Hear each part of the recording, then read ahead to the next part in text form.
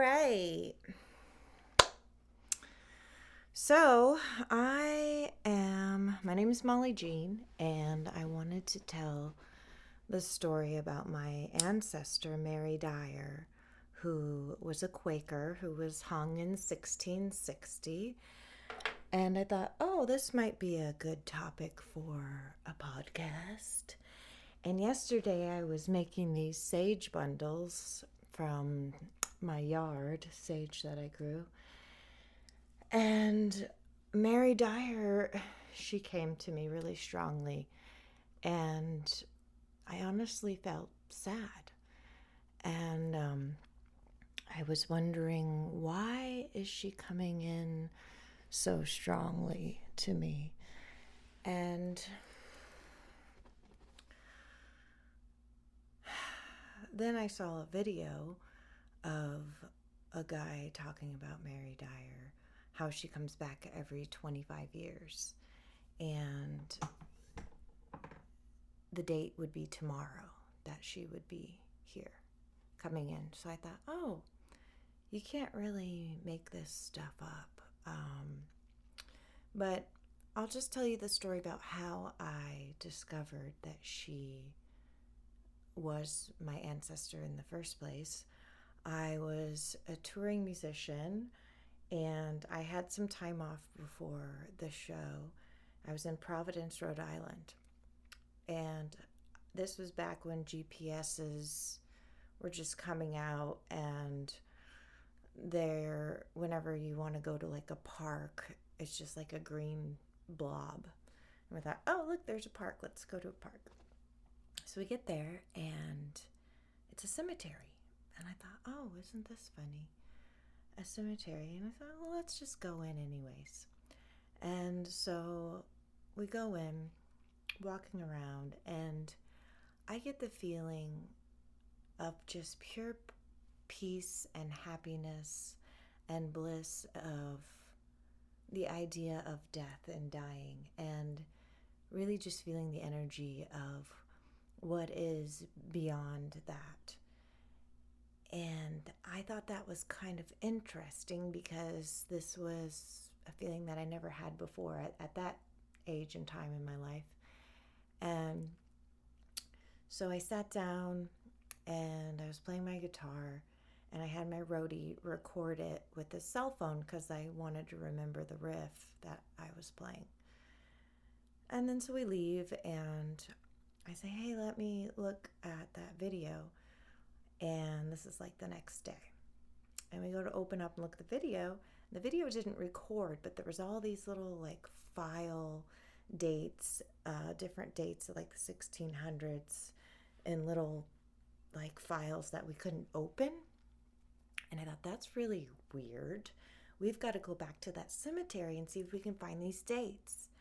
And so we go back, and okay, I'm seeing shit. This is so crazy, y'all. I can't even get this story out. Mary Dyer is coming in strong. I have chills. Okay, stay on track here.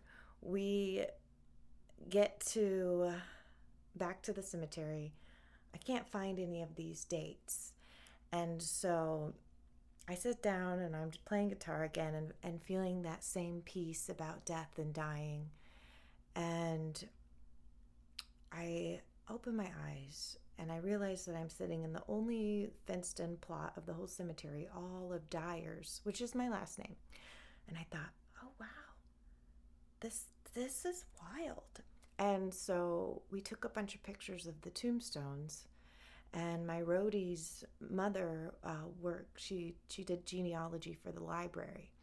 And so she traced it back to confirm that I was related to these people at the Pocasset Cemetery in Providence, Rhode Island. And then she traced it back to Mary Dyer, who was more famous for she believed a lot of the similar things that I believe. I mean, I don't call myself a Quaker, but she believed in religious and spiritual freedom. So we can coexist and have different views. And also the Holy Spirit lives within. And do believe myself that God lives within and within everything. And so it's just coming up for me now and feeling really emotional because I am a yoga teacher and a Reiki master, and a lot of the things that I talk about and do and help people with and how I pray are the exact reasons why my ancestor Mary Dyer was hung.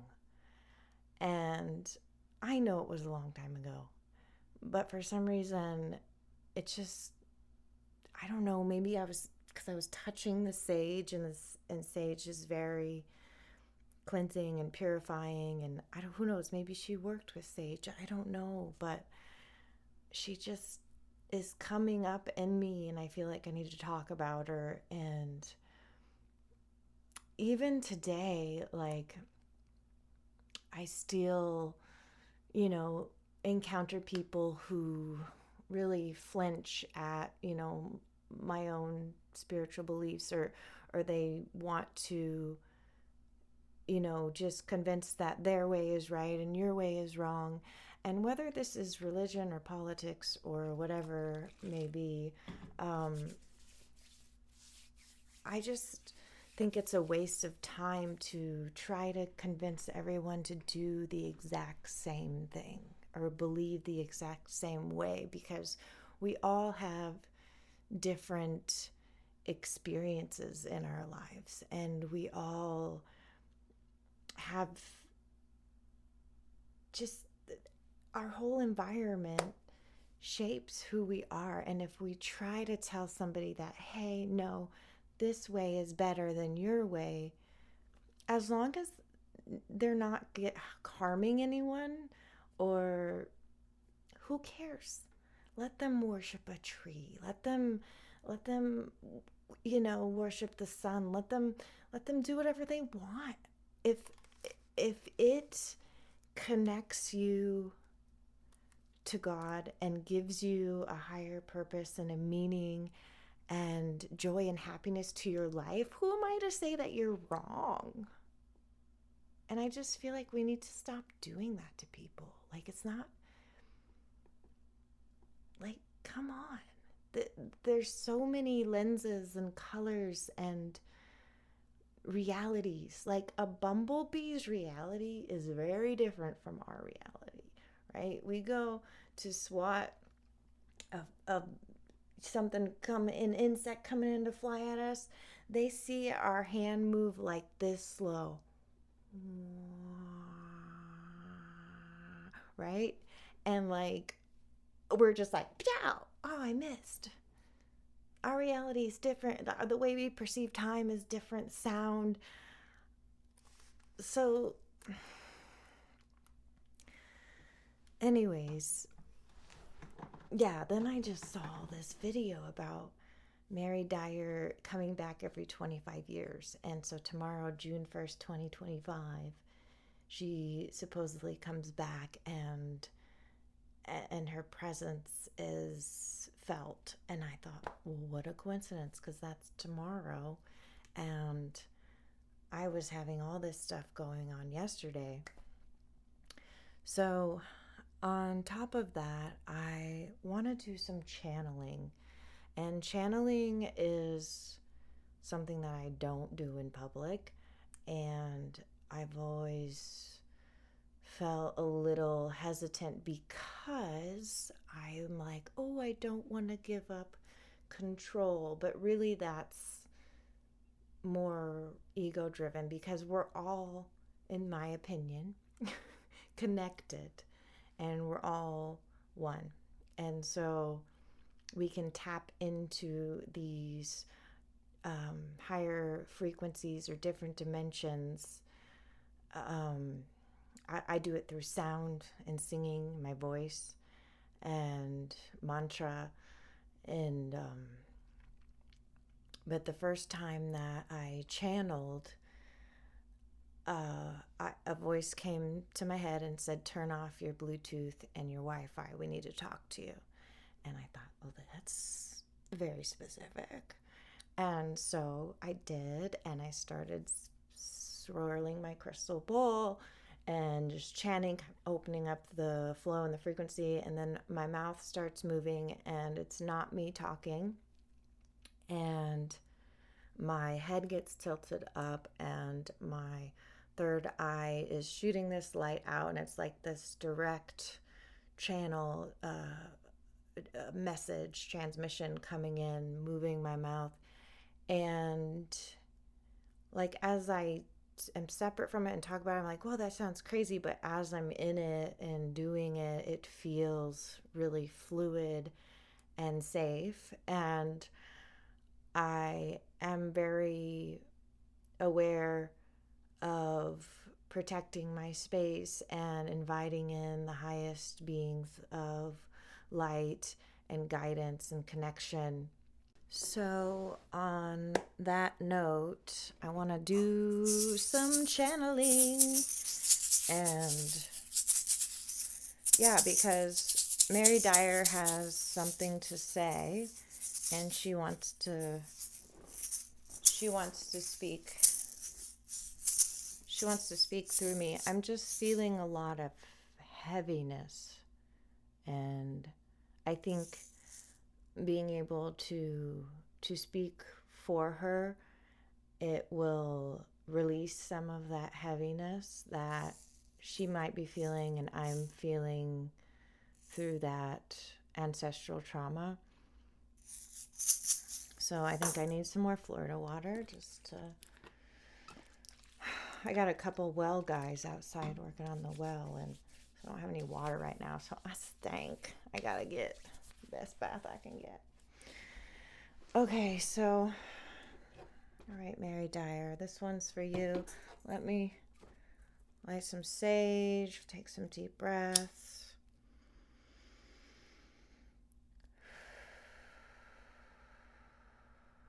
Just, I want you to know, Mary, that I love you, and I think you were an incredibly courageous woman to speak the way that you spoke in the 1600s. Was very, very ballsy. And you were ready to completely stand in your truth and wanted to be an example of that. And I just think it's beautiful.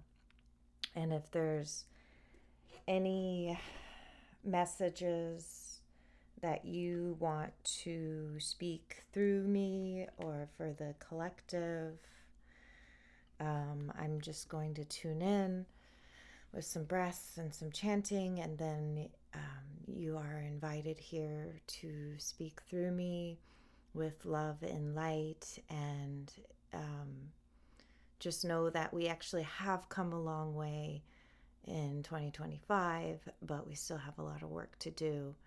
And I can now openly channel and speak in this way and talk about God and not be hung. So that's really cool. So thank you, Mary, and we shall begin. Wait a minute, wrong note. There we go.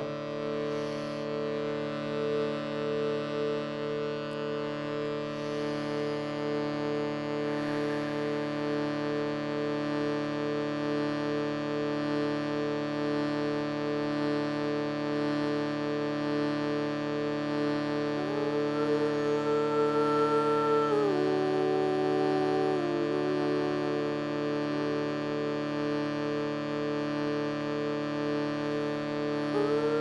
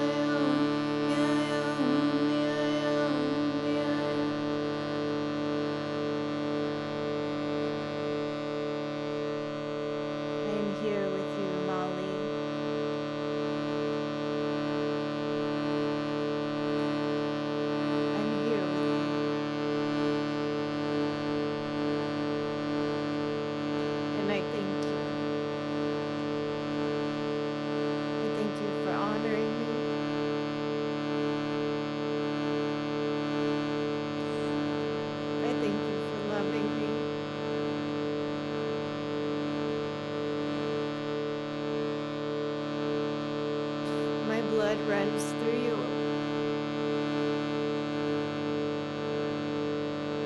And you carry the torch. I've always been with you.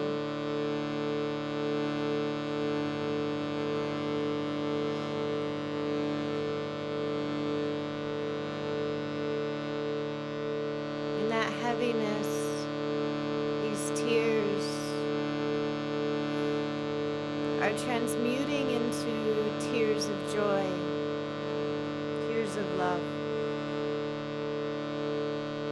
As I see you and others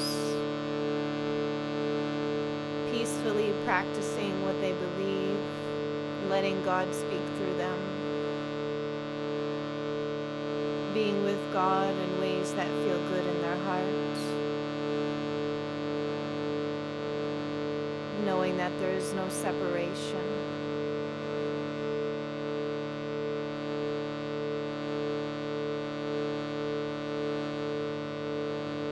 Keep on doing what you're doing. You don't have to be so afraid anymore. I know you're afraid of looking weird or different, but the world needs that. No one's gonna come and hang you, I promise. You're safe now. You can let go of the heaviness.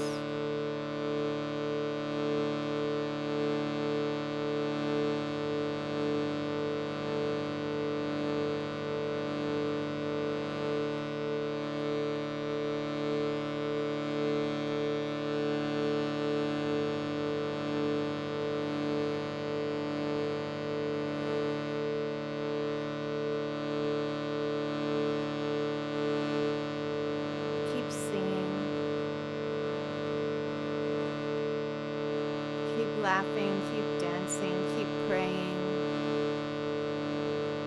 There will always be evil in this world, but you are creating heaven on earth in your own small and simple ways.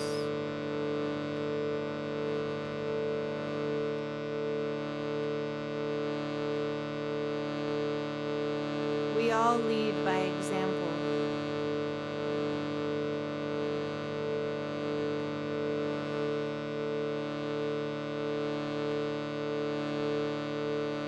Therefore, we can make change in the world.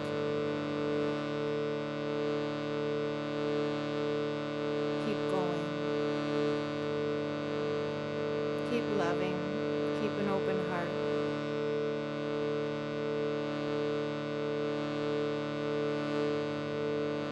I'm here for you. You can call upon me at any time. I'm proud of you.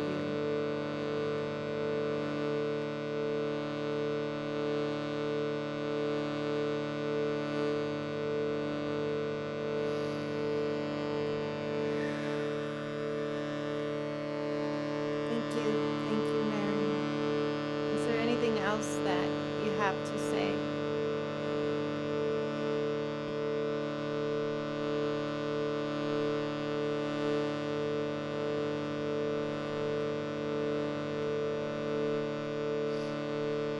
As you know, Quakers, we sit in a lot of silence. Yeah. Okay. And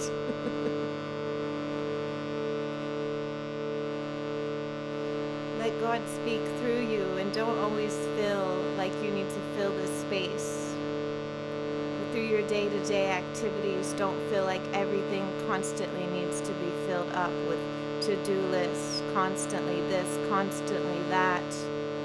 Humanity has really sped up, and there's been a lot of increased anxiety because of this speeding up. I know that you can teach people through meditation how to slow down, but you also need to do it for yourself.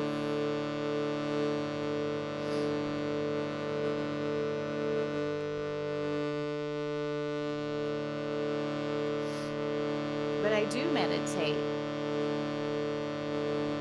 Yes, but you need to spend more time doing things slower.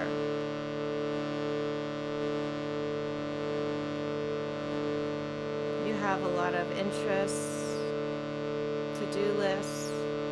Move through things slower and allow more time for space and silence to strengthen your nervous system.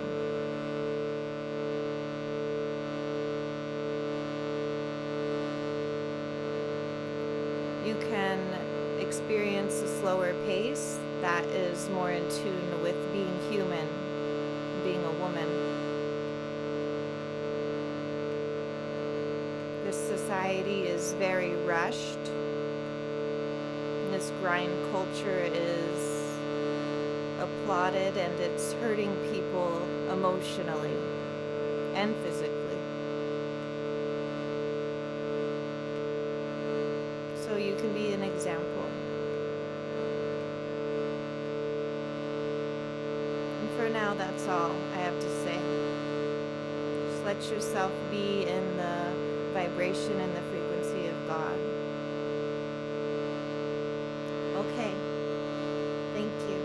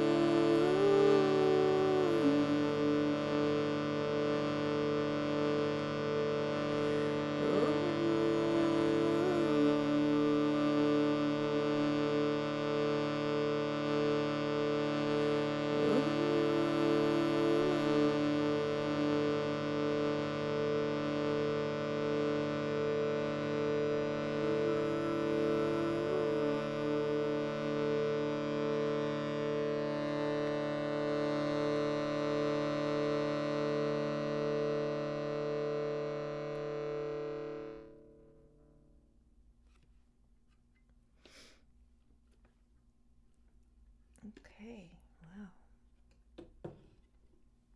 Hell of a first podcast. Jeez. Oh, man. I need a drink of water.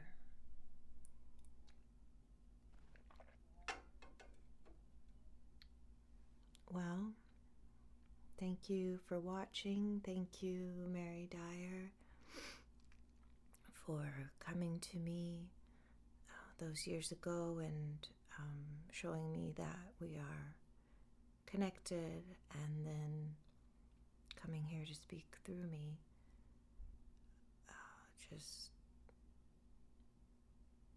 I'll take your advice and move through life at a slower pace, more space to grow. I have a vision of planting a seed, and we don't just go dig it up the next day and say, "Where's the plant? What's going on in here?"